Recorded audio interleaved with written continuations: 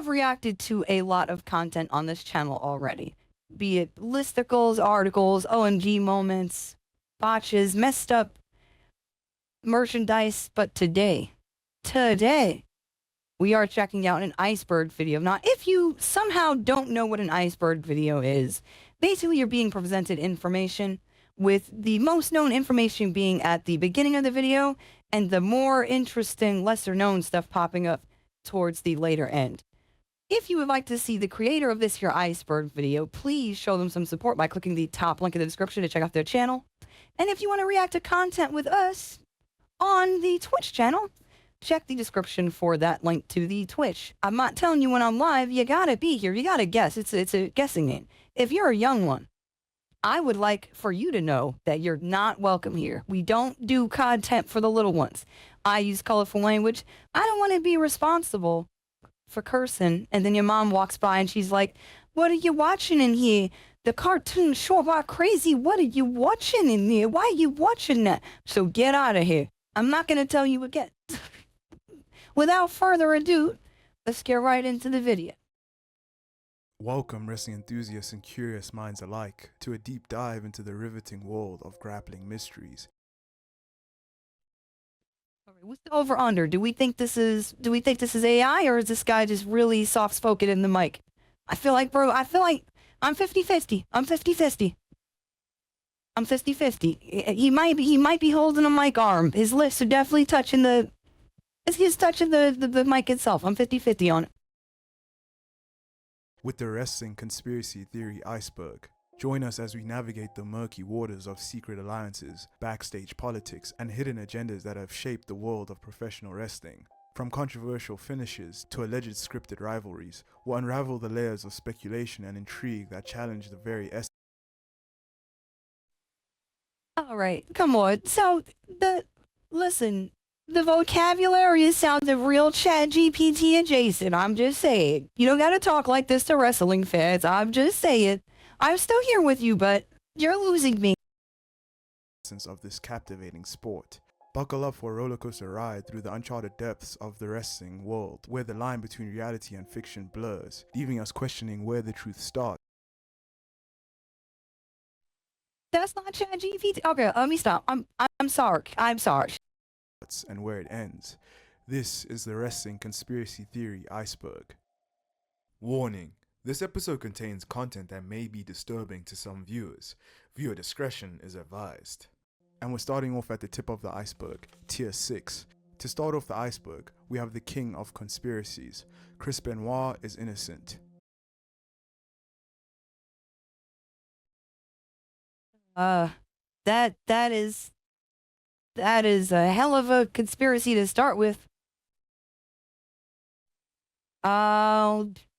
Okay. Chris Benoit was one of the most respected wrestlers of his generation, but all of his accomplishments inside the ring will forever be tainted by the actions that he committed in the last weekend of his life, where he took the lives of his wife, child, and himself. To this day, some diehard fans of Chris Benoit do not buy this story, and they have theorized that Chris Benoit was framed and the actual murderer Crow was like, Kevin why Sullivan. is it not working? This theory stems back to WCW. So this conspiracy literally chose someone else to have committed the crime. This is icky. I don't know about this one. This is icky. I don't know about this. When Kevin Sullivan was a booker and was married to Nancy, aka Woman, Sullivan booked Chris Benoit and Nancy as an on-screen couple, and they actually fell in love with each other, causing Nancy to divorce Sullivan and marry Benoit in real life. Kevin Sullivan essentially booked his own divorce. This led fans to theorizing that Sullivan was behind the murders because he was angry about Nancy leaving him for Chris. Sullivan infamously had a gimmick as a Satanist, and this made some fans believe that the murders was some sort of sacrifice. What did not make things any better was the fact that Nancy's death was edited into Chris Benoit's Wikipedia page 14 hours before the bodies were found. And up next we have the curse of the... I did not know that about the Wikipedia page thing. What the fuck?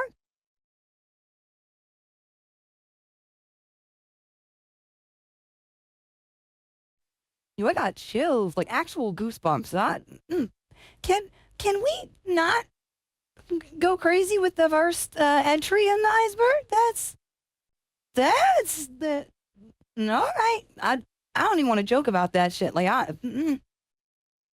not gonna send my stupid ass to hell. Not the day say. Von Erichs. Few wrestling families have been as celebrated or notorious as the Von Erich family. They were a dynasty of brothers who were wrestling royalty in the late 70s and early 80s. They seemed destined to truly take over the wrestling world, but after they faced tragedy after tragedy, their wrestling legacy was tainted. Their tragic story is so famous, in fact, that there's a movie starring Zac Efron called The Iron Claw about their story. The Von Erich curse is often thrown around a lot, but not much is known about the true origin of this conspiracy theory. This theory stems from Fritz Von Erich, the patriarch of the Von Erichs. During his career, Fritz wanted to portray a bad guy and chose a Nazi character to attract more heat from crowds.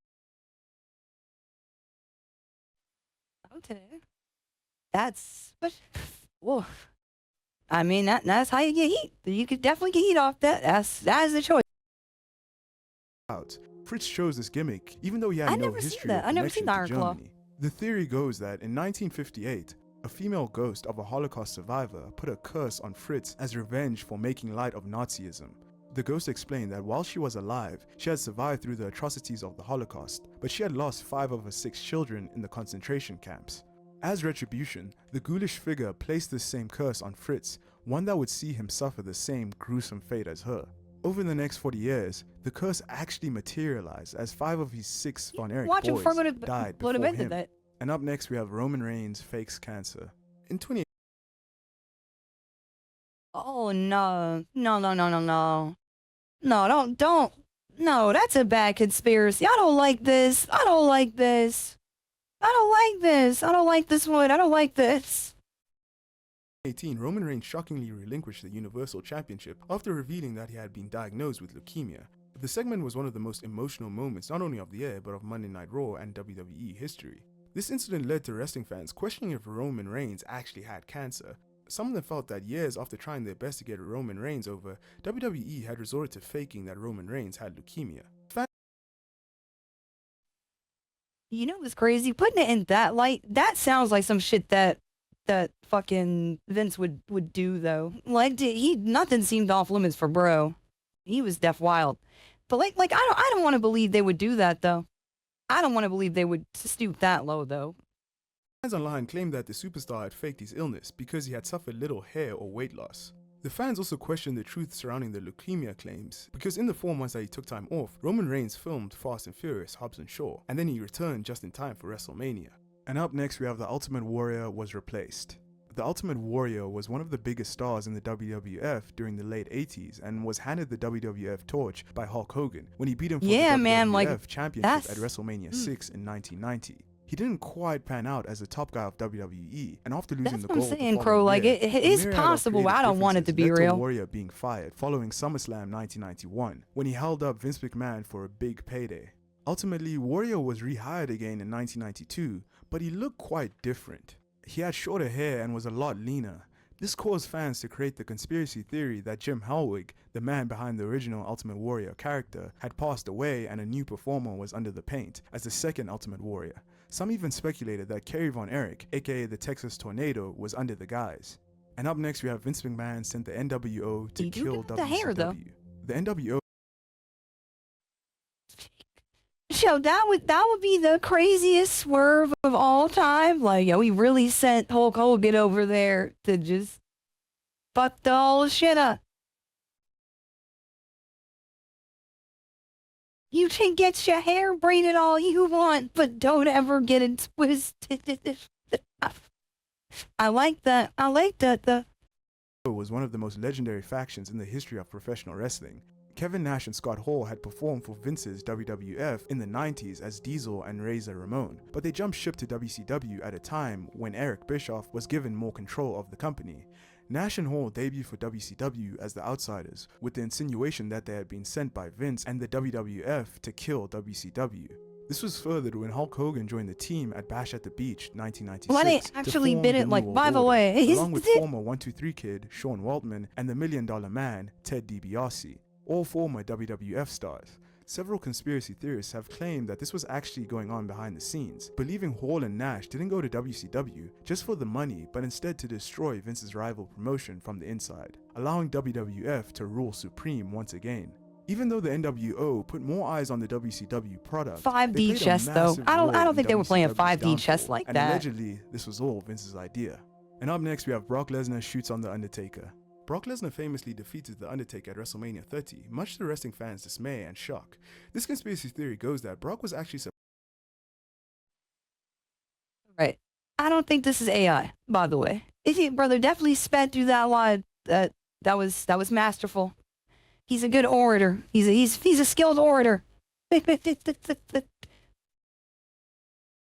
Brock is now officially done, no longer a maybe. Yeah, I heard he was like named in the case, right? Like 100%. Ooh la la.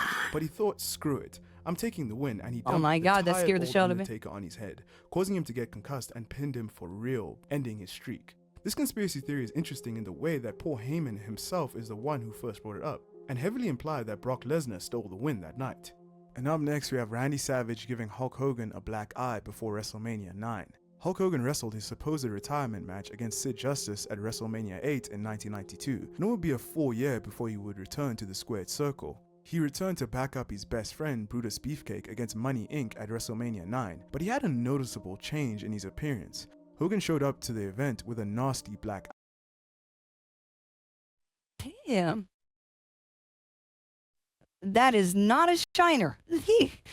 Damn. Go. Nah, he's like a fucking reptile wearing a skin suit. Motherfucker got hooked. Wolf.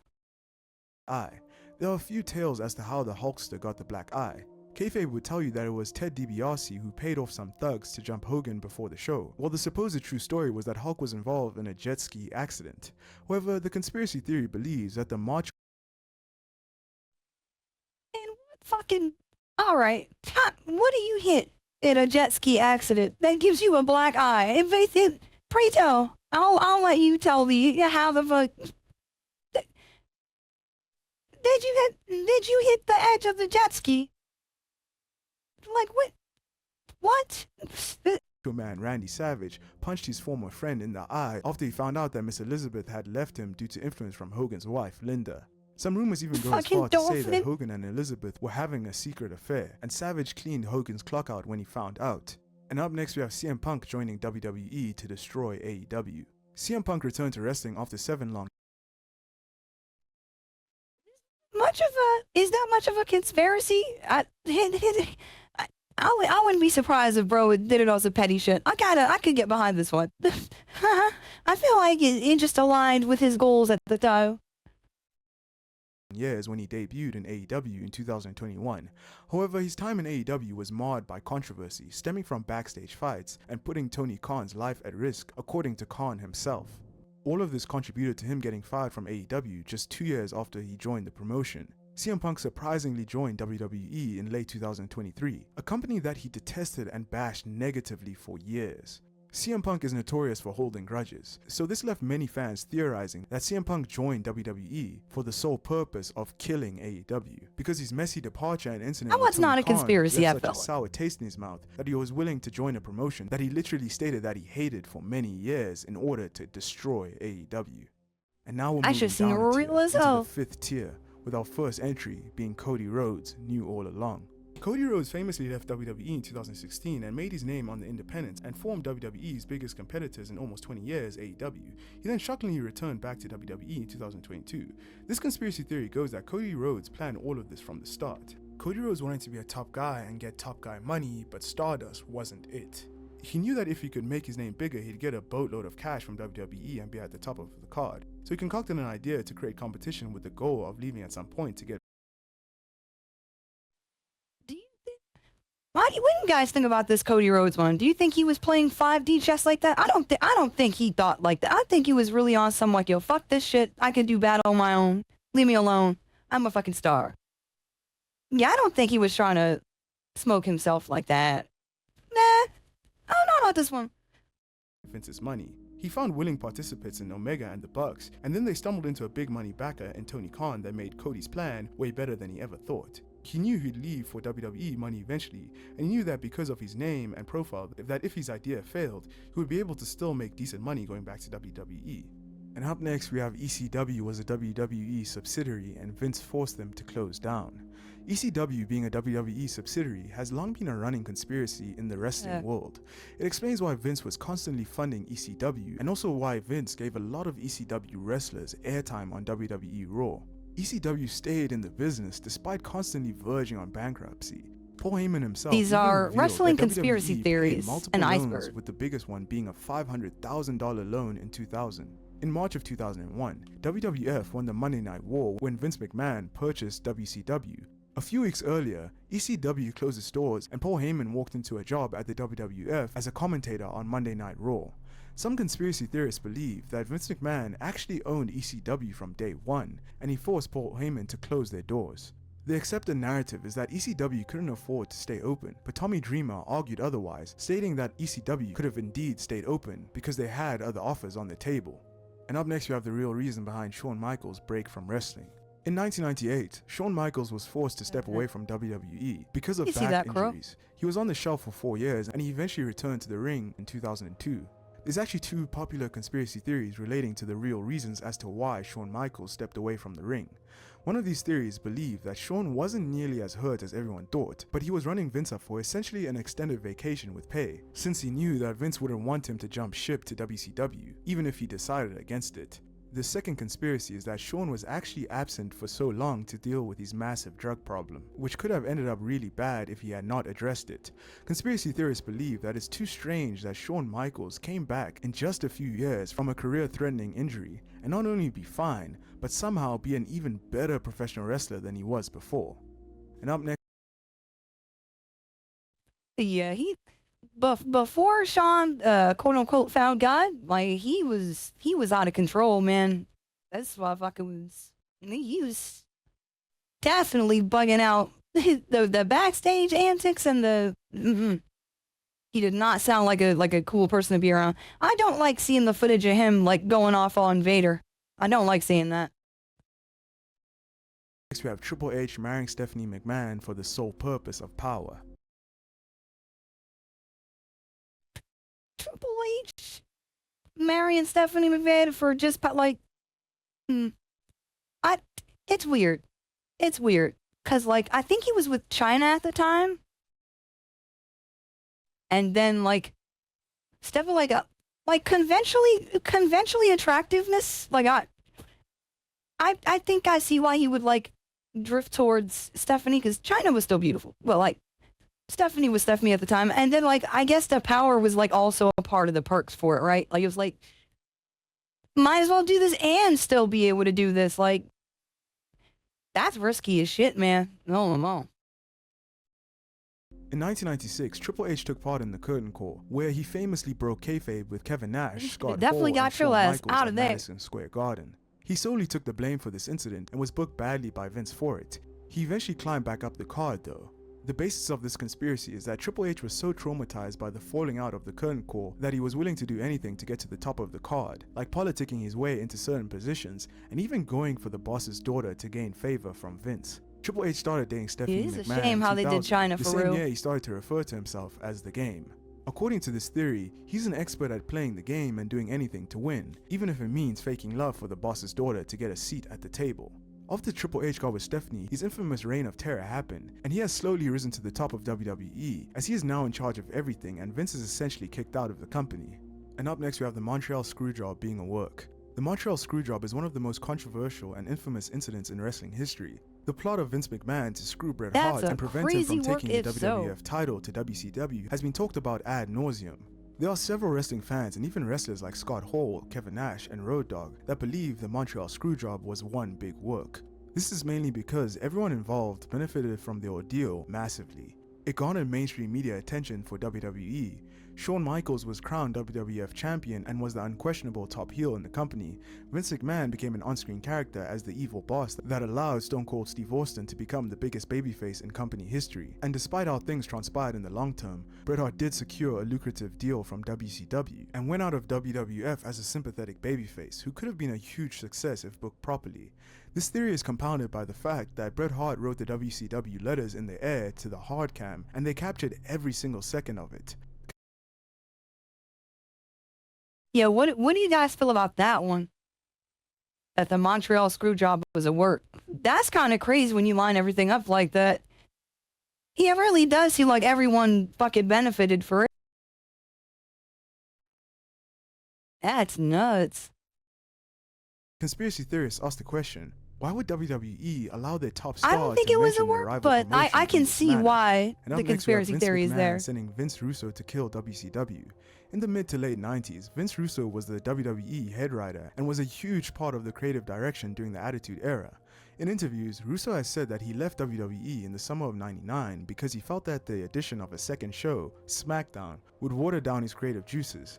Russo then replaced Eric Bischoff and jumped ship to WCW, which was on a downturn seeing that the ratings had declined and there were low pay-per-view and attendance rates in comparison to their prior years.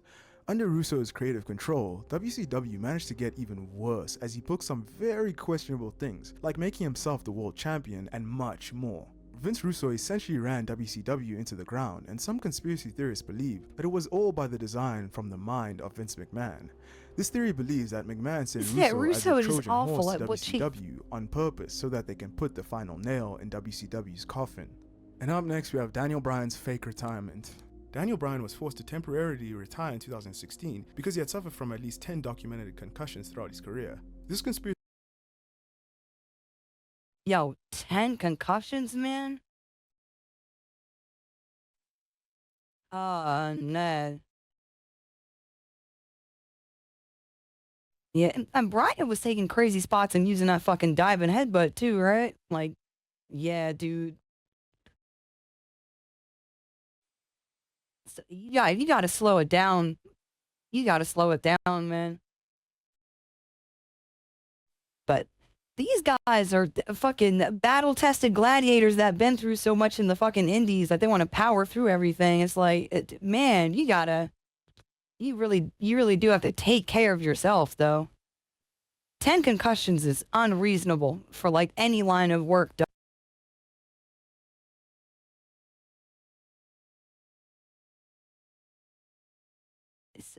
I do remember that thing with Crime Time doing Lita Derry. I'm surprised Lita still answers WWE's calls and like pops up every once in a while. Like that, they slimed her the fuck out. It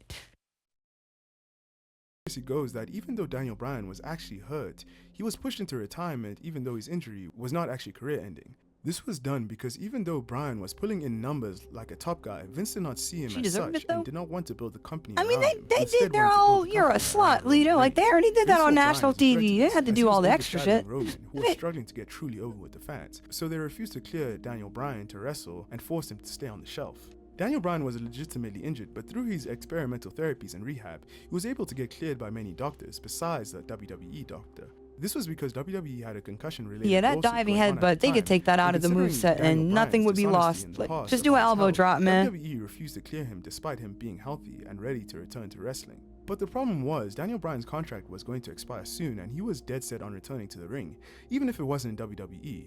New Japan even expressed some interest in him. Another conspiracy is that WWE only cleared him and allowed him to return to the ring because they did not want him to wrestle in another company. This was all before AEW even formed. And now we're moving down the iceberg into the 4th tier, with our first entry on the 4th tier being the Macho Man Randy Savage. And I heard about this one. This is so messy. This one right here is so messy. Stephanie McMahon. The Macho Man was a 2-time WWF champion and one of the most popular figures in WWE history. However, at the end of 1994, on an episode of Monday Night Raw, Vince McMahon abruptly announced that Randy Savage had left the company. The Macho Man jumped ship to WCW, but he never returned to WWE even after the closure of WCW, and was barely acknowledged on WWE television at all until he passed away in 2011, and Savage's WWE Hall of Fame induction came 4 years later in 2015. There was clearly some bad blood between Vince McMahon and Randy Savage, and many people attribute it to Vince McMahon taking it personally when Savage left for WCW. However, there's a conspiracy theory out there that says that the real reason for Savage's exit from WWE and the subsequent fallout with Vince was due to Savage having a not safe for work affair with Vince's daughter Stephanie when she was only 17 years old. This was after Savage had divorced from Miss Elizabeth. That's so messy, dude. Wait, where are they getting the pieces to put this type of conspiracy together though? Like, what? The Macho Man and Stephanie's alleged affair lines up perfectly with the timing of Savage's departure from WWE. What added more fuel to the fire was when Triple H made disparaging comments about the Macho Man in 2004, and Savage responded by threatening to steal the game's girl, Stephanie. This theory persists as one of the long... What? Not that rat beef. Also, Macho Man Randy Savage has a rap album. So... She wanna hear Macho Man Randy Savage rap. He has an album. You can go listen to right now. This is not a bit. This is not a joke. That's an actual thing. I just thought I would mention that here because we don't see much Randy Savage somehow. Understanding conspiracy theories in all of wrestling. And up next you have Edge was cleared for entering action many years before his eventual return. Adam Copeland, better known as the Rated R superstar Edge, was one of the biggest names in wrestling. He got one last babyface run-in before having to call it quits in 2011 after a series of neck injuries escalated to the point of no return. God. Edge was basically told that if he tried to wrestle again, his life would be at a constant risk. He eventually was cleared and returned to WWE in 2020. However, some conspiracy theorists believe that he actually got cleared to wrestle sometime in the mid-2010s, but WWE refused to let him come back out of the fear that he may hurt himself again and something catastrophic may happen to him. And because there was no real massive wrestling alternative in the USA in the mid-2010s, Edge decided to sit it out. These conspiracy theorists believe that Edge was only cleared to wrestle because WWE were afraid that he was going to join the new upstart wrestling promotion AEW. This makes sense because AEW were interested in signing Copeland before he made his big return to wrestling in 2020. And up next we have William Regal shoots on Goldberg. Really? There has been a conspiracy that the widely respected William Regal, then known as Lord Steven Regal, tried to shoot on the green and heavily pushed rising star Goldberg. The two stars met on a February 1998 edition of WCW Nitro during the early days of Goldberg's now iconic undefeated streak. This match lasted a lot longer than the typical Goldberg squash matches of the era and looked incredibly clunky by comparison. Some fans have speculated that Regal attempted to shoot on Goldberg during the match in an attempt to make him look bad, as there was a growing discontent in WCW that Goldberg's push may have been going to his head. To add to this theory, Regal was fired from WCW shortly after this match. And up next, we have Triple H tried to stop Kurt Angle's push in 2000. Goldberg looked really goofy in that match. Of all time. His big push to the main event scene started in 2000 when he won the WWE Championship for the first time in his career. The Olympic gold medalist ended up winning a WWE World title 4 times more afterward. Conspiracy theorists online have created the theory that Triple H tried to stop the push of the Olympic gold medalist because he felt that he was too small to be a legit world champion. And only when Triple H had wrestled Kurt Angle to see how legit he was, he approved of Kurt Angle being world champion material. And up next you have Lex Luger cost himself the WWF Championship. Lex Luger seemed destined for big things in WWF, as he was basically a Vince McMahon wet dream come to life. Upon the departure of Hulk Hogan from WWE in 1993, not a wet dream come to life, the embodiment of America and lead the company forward. Luger seemed destined to become the WWF champion eventually, but this didn't end up happening. Conspiracy theorists believe that the plan was for him to win the WWF Championship at WrestleMania 10, but then when Lex was told that he was going to win the WWF title at the 10th edition of the Showcase of Immortals, he went to a bar and drunkenly told people that he was going to win the belt. And when this leaked, it led to Vince scrapping his title win and giving it to Bret Hart instead. Oh, man. That sucks. That is a corruption there, but did that really happen to him? That is ass. There's definitely y'all bopped and was like, you're not gonna believe this. You didn't talk to the future champion. Anyway, oh, shut the fuck up. Yeah, give that shit to Brett right now. Hell. Even though Luger denies all of this, it's not impossible to believe, given that the finish of the 1997 Royal Rumble match ended up changing because Vince Russo opened his mouth about who was going to win. And up next we have Tony Khan on coke. The owner of AEW, Tony Khan, That's crazy. That's just the thing. Like that's just the thing on this iceberg. Said Tony Khan is all coat. Popped a crook in his neck and pound. Ooh.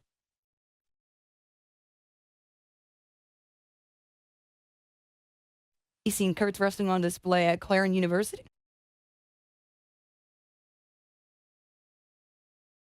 Okay, so before he gets into it in the video, what's the evidence behind this Tony Khan on coke thing? I almost said Tony Khan on cock. That was almost terrible. I'm sorry.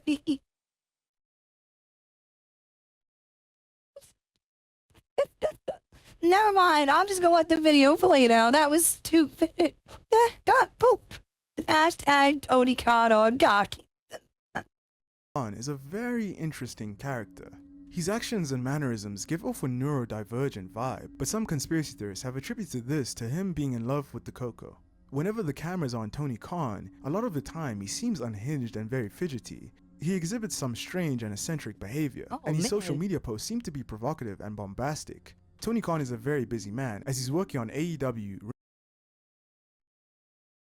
He does look kind of bugged out. Yeah, he does look fucking bugged out in all these like random clips. That's weird. Where is he like? What business was he in before, like investing in AEW and stuff? Like, is he like a mogul somewhere, or like rich parents? Like, I don't think I heard him before any of the AEWs. My man might have a little habit on his hands. Rich parents. He looks like a devil.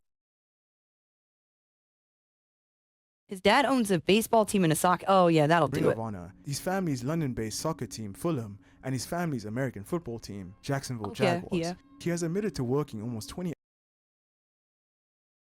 So I'm betting he looks like a fucking stressed out little Dicky. Like I don't know.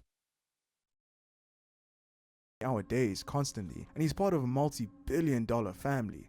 According to conspiracy theorists, this sounds like a perfect environment for a rich businessman to be on that good white powder. Some fans will say it as a joke, but some will swear up and down that he's a coke addict hiding in plain sight. Like I've never seen any long clips of this guy, but like that little section right there, I'd believe it if someone told me he was definitely bugged out. I'd believe it. That's weird behavior to get caught on camera all the time, unless it's like an act, but I don't know, man. And now we're moving down the iceberg into Tier 3, with our first entry on Tier 3 being Vince's dementia and exit from WWE. During the last years of Vince McMahon's run in WWE, he made some very questionable booking decisions. This conspiracy theory goes that Vince has legitimately deteriorated in mental health and has early onset dementia, hence the insane booking changes and rewrites hours before the show. Vince McMahon was also famously involved in a hush money scandal in which he paid off a female employee to fornicate with him. Another conspiracy is that Triple H, Stephanie McMahon, and Nick Khan were the people who leaked all of this information to the press in an attempt to stage some sort of coup so that Vince McMahon could leave the company and they could take over. This managed to work because Vince McMahon resigned from the company when this all came out. Now Triple H is in control of WWE. And up next we have time travelers in wrestling. I'm sorry. We can't just go from Vince McMahon paid someone to fornicate with him. There's also time travelers. They go back in time. Yeah.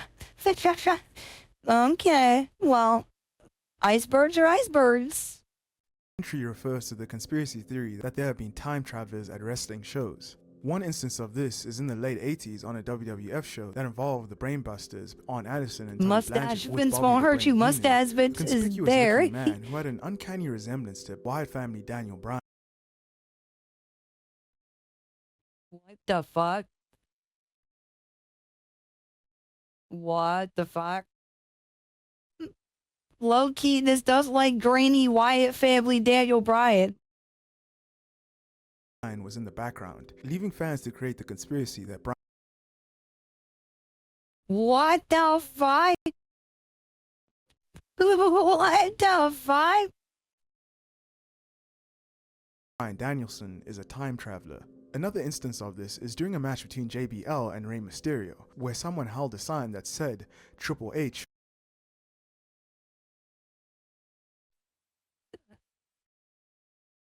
I think CM Punk was probably on the indie circuit around this time, right? That's kind of that's crazy. That's kind of bud. That's random as hell. That specific person being taunted by this side is crazy. Fear CM Punk. This was a year before CM Punk made his WWE debut and long before Triple H and CM Punk had real-life backstage issues with each other. Another instance occurred in 2003 when a fan held up a sign that said, V1 has been Wow. This is crazy. If you know, you know. Wow, that's kind of weird. Maybe Matt saw this and did something about it. That's cool, though. I like that. deleted, referring to Matt Hardy, who wouldn't become Broken Matt Hardy until 13 years later. And up next we have the Shockmaster debut sabotaged. In the long and storied history of bad wrestling debuts, one stands out. We can't avoid this shit on this channel. I adore the pose he hit after he got back up. I love the pose he hit there. I like the V1 theme song. And that is the debut of the Shockmaster in WCW. The Shockmaster debuted in shocking fashion, to say the least, as he burst through a wall, fell on his face, causing his helmet to roll off his head, and then he put it back on, and proceeded to act like a tough guy. According to Dusty Rhodes, the angle was rehearsed earlier in the day without incident. Despite the rehearsal going well, the man behind the mask, Fred Ottman, verbalized that he couldn't see a thing in the glitter-ridden Stormtrooper helmet. Apparently the production staff assured him that it wouldn't be an issue, but following the smooth rehearsal, David Crockett took it upon himself to add an obstacle for the Shockmaster. He decided to nail a 2x4 wooden beam at the bottom of the wall, and he didn't tell the Shockmaster about it. The 2x4 was placed right where the Shockmaster's shins were, a convenient trip hazard. Why did Crockett add the 2x4s to the wall? There's no definitive answer, but according to conspiracy theorists, David Crockett didn't like the Shockmaster gimmick and thought it was an awful concept, and so he sabotaged the Shockmaster's debut in order to curse the gimmick. And up next we have Finn Balor's injury was a ruse. In 2016, just 1 month after being on the main roster, Finn Balor defeated Seth Rollins at SummerSlam to I was so sad that he had to give the belt to. That match was phenomenal, man. That match was great. That was like that weird streak when Seth was like fucking everybody up with the buckle bomb though, right? Like didn't he fuck up Sting with it too? I was getting really annoyed hearing all those damn injury reports. Like, come on, Seth. become the inaugural WWE Universal Champion, but just 22 hours after winning the title, he was forced to relinquish the belt due to a shoulder injury. Some fans didn't buy this, and they created the conspiracy that Vince McMahon concocted this plan and forced Balor to relinquish the title, even though he wasn't injured. These conspiracy theorists say that Vince McMahon that was great that they had that reference in there. I love that Easter egg. Seeing that Triple H I was so happy that I caught it. Give NXT call-ups more credibility on the main roster. These conspiracy theorists back up this theory on the basis that at the time, Vince McMahon didn't push guys heavily who are big in other companies, like how Finn Balor was big in New Japan Pro Wrestling, and also the fact that Vince likes his wrestlers to be big, sweaty, meaty men, and Finn Balor was not a particularly tall or super jacked. Why he title it disgusted? Big, sweaty, meaty men is a terrible like list of descriptors. I don't like that. I'm not a fan of that. No, I'm not a fan of that list of descriptors. We're not doing that. Wrestler. And up next we have Dave Meltzer, who works for AEW. Dave Meltzer is one of the most influential journalists in wrestling history. It's undeniable that a lot of people respect his opinions. Oh, they say my man just being paid off? A lot of wrestling fans. Without him, it's arguable that AEW would even exist. However, he has been widely criticized for being biased towards AEW. For example, In the period between 2010 and 2020, he only gave WWE a total of 8 5-star matches, but in AEW's 5-year history, he has given them a total of 27 5-star matches. To be 3,000,000% fair, though, I think WWE in general is like a more sterile, kind of cleaner product. So they don't take as many of those indie risks that fellas do, or they seem to take on AEW. AEW, I don't know about the quality of the stories. I don't really care for it. But the wrestling there is some good ass wrestling. That shit is that shit is very high budget, bug out, throw you to a fucking glass pane. We're gonna find a way to do a Spanish fly off a ladder into cement. Everybody's just fucking bashing their heads in the damn parking lot. Like I can see why someone like Meltzer might lean more towards the wrestling that kind of harkens back to the crazier eras. But me, I prefer the safer product because I want these guys to be able to do what they do for a long time without getting hurt. Like I really want to see long careers like Cena's for a lot of these superstars, right? Because AEW, you got the heat, you definitely got the heat, but we could lose some of these guys. Like there was some scary spot where like, did you guys see where Matt Harden? I think it was somebody else. Was it the Sammy dude? That they were fighting in like a parking lot and they fucking fell concrete. They hit the concrete head first. I think Matt like busted his shit. Like too damn old to be doing spots like that. Like what is that? What is that? That's scary, man. That's just me getting on my den mother soapbox. I gotta be the scared one in the background. Like, no, don't do that. You should go out there and fucking thumb wrestle. You could argue that AEW's wrestling is superior, but is there something deeper at play? Many fans have created the conspiracy theory that Meltzer secretly works for AEW and has been in Tony Khan's back pocket since AEW's inception, given that Tony Khan is part of a multi-billion-dollar family and money isn't really a thing to him. And up next we have Vince McMahon covering. I do think it's good to have an alternative, right? Because you have to have someone able to draw a line and go, we're not going to give you this type of action. We're not going to consistently be doing this. We can't. So that when some crazy action like that does happen on WWE, it's special, right? AEW is like fucking, we're giving you the adrenaline 3,000,000% of the time. Like, this is it. You came here to watch this fucking, this insanity. I get it.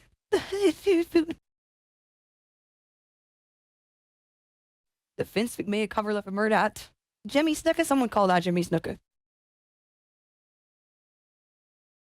I'm the same way, Crow. I love the storytelling. I like the escapism in it. I get taken out of it if it's too edgy though. Bring up a murder. In the 80s, Superfly Jimmy Snuka was one of the top baby faces in the. Alright, so somebody definitely those conspiracy theories. Who was it? Who said it? Omega. It was definitely Omega. So Prince came in with a large briefcase. Oh shit. Oh my god, that just, whoa! The WWF. However, in 1983, after a WWE show at his hotel that he was sharing with his girlfriend, Nancy Argentino, he called 911 to let them know that his girlfriend was unresponsive.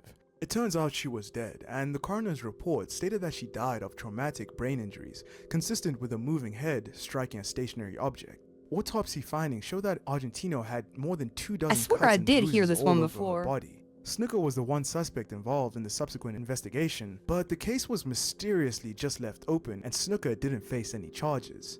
This led to the conspiracy theory that Vince McMahon uses an enormous amount of wealth and influence to cover Jimmy Snuka murdering his girlfriend. Snuka was working for WWF at the time, so this theory believes that Vince McMahon wanted to save the reputation for WWF, and so he bribed the police officers in order for Snuka not to get charged. And now we're moving down the iceberg into the second tier, with our first entry on the second tier being Eddie Guerrero still alive. Wait, no. What's that? Who's heard this one? Who's heard this? I have never come across this conspiracy theory ever. The fight. Eddie Guerrero was a legendary wrestler and he sadly passed away in 2005. There was an outpouring of love when he passed from wrestlers and fans alike. However, some fans have created the conspiracy theory that Eddie Guerrero is still alive, and it was all an elaborate ruse concocted by Vince McMahon in order to create buzz for his eventual return. Fans thought that Eddie was lying about his death, cheating the Grim Reaper, and stealing everyone's emotions. The basis of this conspiracy theory is that Eddie was mentioned in so many storylines so soon. We looked at something that had this in it earlier. I don't know. I don't know. Yeah, I don't know about this one. Nah, yeah, I don't know about this one. After his passing. They also mentioned that Eddie's book and DVD that was released before he died had the title Cheating Death. And up next we have Fabulous Moolah and Mae Young being in a lesbian relationship with each other. Fabulous Moolah and Mae Young are legends in women's wrestling and have been It's true. I'm a lesbian. lifelong best friends both on and off the screen, even going as far as to move in with each other and even getting buried next to each other. However, there's a conspiracy theory that believes that these two were actually in a lesbian relationship with each other. Fabulous Moolah has had a litany of heinous allegations lobbied towards her, but these allegations have basically confirmed that she Yeah, was I did hear she's on bisexual. some great shit. In the case of Mae Young, she had never married or even had any children. This led fans to connect the dots and come to the conclusion that their relationship was not just platonic and they were actually lovers. 10-day-old And up ass next we have sneak to Cody just sit Rhodes, down. who's Dustin Rhodes' son. Cody and Dustin Rhodes are one of the most famous. What in the who's heard this? What? What the fuck?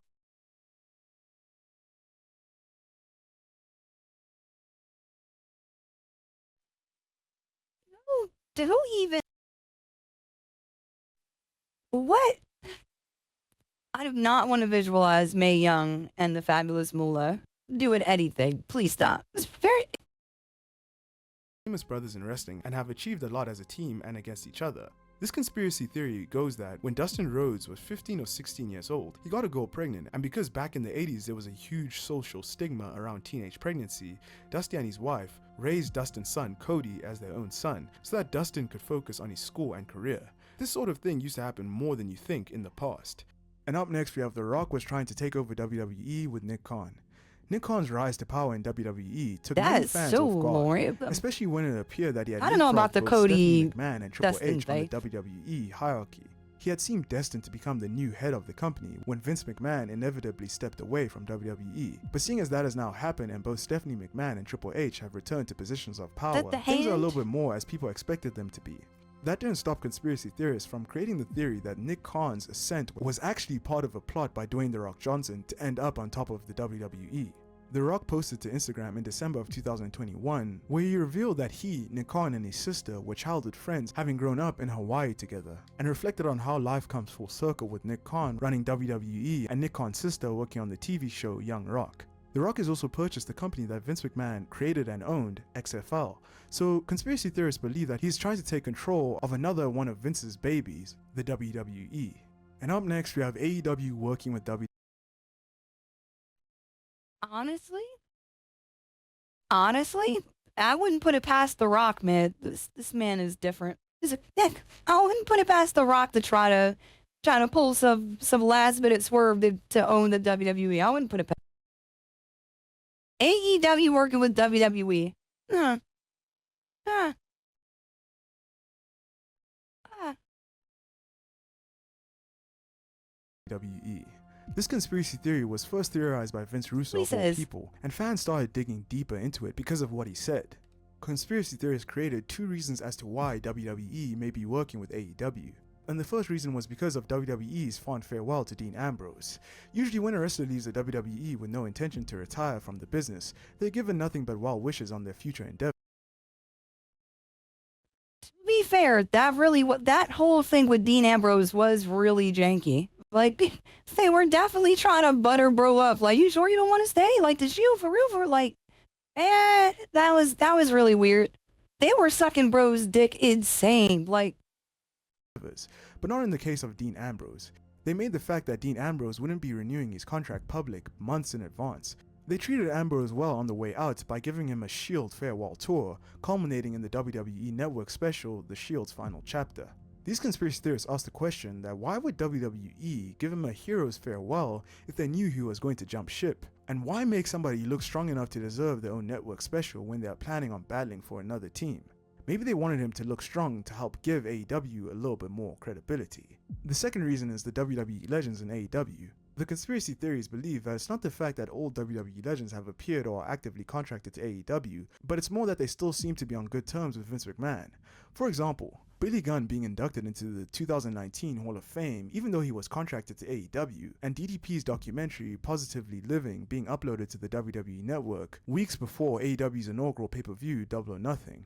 Triple H and Shawn Michaels even referenced the rival company during DX's Hall of Fame induction speech. This left the conspiracy theorists to ask the question of why would WWE allow this unless they were in cahoots with the elite.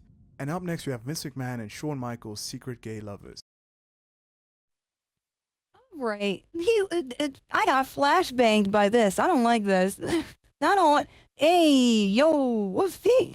We gotta. Hey, come on, man. Who's heard of this one? I've never heard of this. I've never heard of this. It's no secret that Vince McMahon has given special treatment to Shawn Michaels, especially in the 90s, when Shawn was at his most volatile and Vince kept on giving him chance after chance. Some may attribute this to Shawn Michaels being one of the biggest stars and draws of WWE, but some conspiracy theorists believe that Shawn Michaels did a little He made this one strange. up. Hey, yo, he is enjoying this a little too much. Not like this. With Vince McMahon in order to get preferential treatment from him. There were also many rumors floating around of Shawn being gay because of his flamboyance, and the fact that he appeared almost naked in the magazine Playgirl, which was targeted to women and gay men. Even wrestlers in the WWE locker room thought that Shawn and Vince had a gay relationship because they were so close, and Shawn would constantly go into Vince's office for long periods of time. Even Hey, yo, no way. Question of the day, do you think Shawn Michaels is on his knees doing favors? Let me stop. Let me stop. Bret Hart alluded to a homosexual relationship between Vince and Shawn. I mean, I don't know, because you never know what goes on behind closed doors, but I really strongly think there's a link between some kind of a homosexual tie-in between Shawn Michaels and Vince. Yeah, Bret Hart used to really be wild and like, he let them beliefs be heard, man. He used to really talk that shit with the like. I definitely remember a promo where he was definitely wild, but he definitely had some shit to say. Man, What are you saying? And now we're moving down onto the deepest part of the iceberg, Tier 1. With our first entry on Tier 1. Alright. Oh no. This is in bad taste. I don't like that. I don't like that. I don't even like how this is starting up like this. I was about to make a whole dramatic thing about Tier 1 thought to be real shit.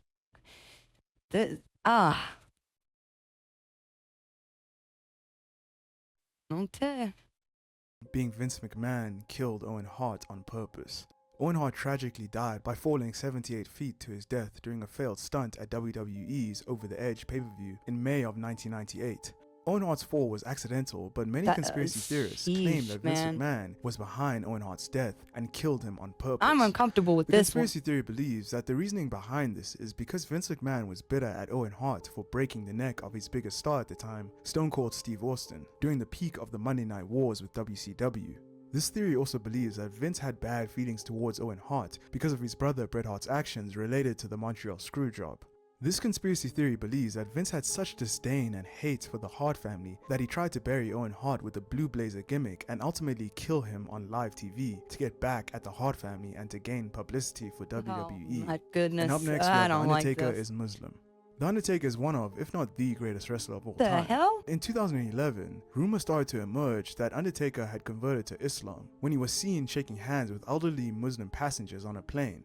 This went viral on the internet, and a lot of people believe that The Undertaker had converted to Islam and changed his name to Muhammad Ishmael. The Undertaker so also made a random. considerable change to his appearance at the time, so this led to this conspiracy theory picking up more steam. And up next we have the Clique is Illuminati. In the mid-90s, the group of Man, what? Shut. All right. It's not even the guy that made the iceberg, right? Like, we can't take it out on him, but who is doing this? Who is making these conspiracies, dog? Shawn Michaels, Triple H, Scott Hall, Kevin Nash, and Sean Waltman would form the Clique, and their goal was simple: be at the top of the wrestling industry at all costs necessary. They largely achieved this as Triple H and Shawn Michaels found major success in WWE, and Scott Hall and Kevin Nash were basically running WCW, getting loads of money along with the New World Order.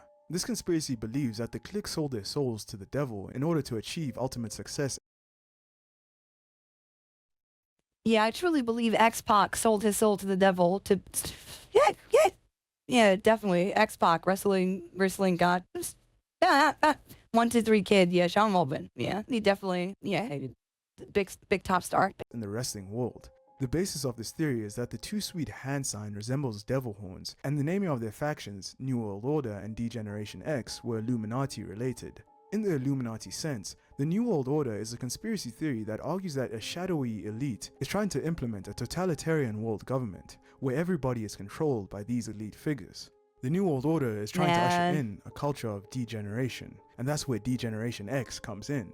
D-Generation X was there to inspire the youth to degenerate, so that they can be easily controlled by the New World Order. And up next we have Lex Luger killed Miss Elizabeth. Miss Elizabeth's most famous relationship was with the Macho Man Randy Savage, but not many people know that towards the end of her life she was actually dating Lex Luger, and these two were clearly not for each other, as the basis of their relationship was pills, alcohol, and lots of fighting. Luger was even arrested for beating up Elizabeth while they were both messed up on pills and alcohol, giving her 2 black eyes, a bump on the head, and a busted lip. Luger was released on bail, but less than 2 weeks after this incident, Miss Elizabeth overdosed while she was with Lex Luger and died. Fans found this suspicious, and they came up with a conspiracy theory that something more sinister was at play, and Luger was actually the one behind Elizabeth's death. And up next we have Christian buying a slave in Malaysia. This conspiracy theory was What? What? What? What? What? What? Yo, what? What? What? You can't just, what?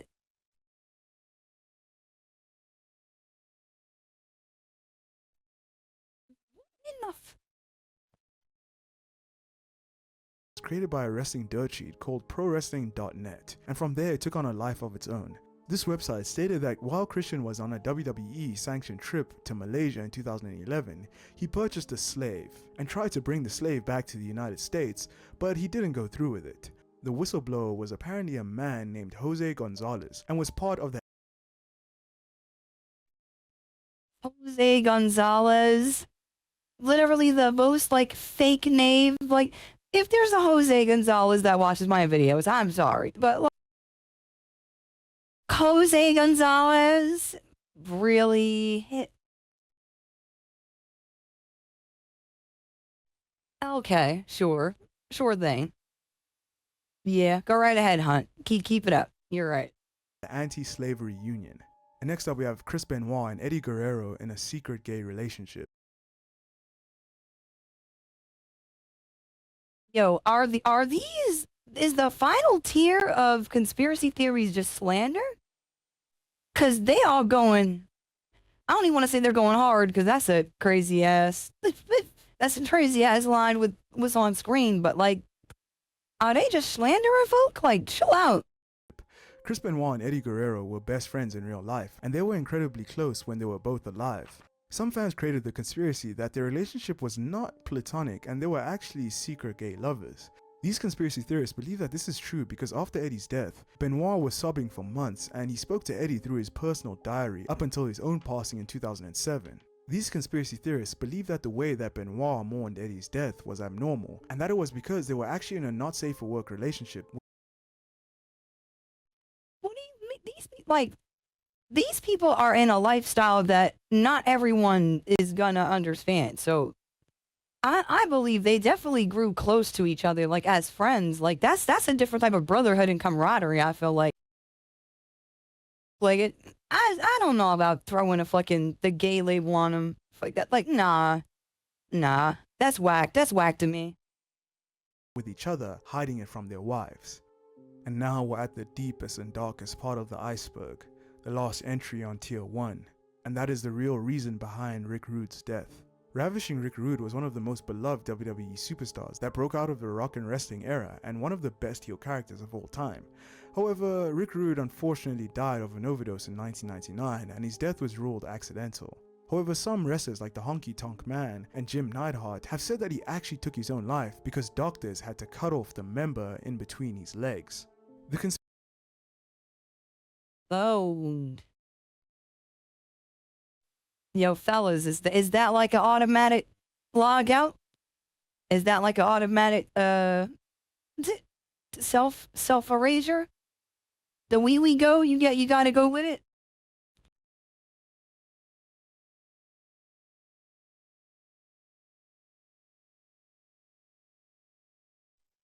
He said, I need that. He said, yeah, damn. Damn, it's just unanimous. Like, yo, no wee, no life. That's it. It's not death, but close to it. But yeah, damn. Understandable. Understandable. We really gotta end the video on some sad shit. Like, yeah, by the way, had to cut off the dick. He said, "Get me out of here, man." That's what. That's a crazy thing to have next to your name, Park. I'm gonna let you look at that. Oh, this is great. That's just someone's gonna clip that with no context, and that is just. Oh my god! Hey yo! Conspiracy goes like this. Rude injected Viagra into his member because he thought he could get an instant hard-on and fornicate with a lot of girls. But instead he got an infection and his nuts enlarged to the size of cantaloupes. So doctors had to cut everything away from his... I wouldn't even attempt to put a needle of nothing near that spot. That's crazy. They said bro tried to inject Viagra into the beast and... Ooh, that's not how that... And you put... I've always heard it was pills. I always heard Viagra was pills. I don't know why you would even...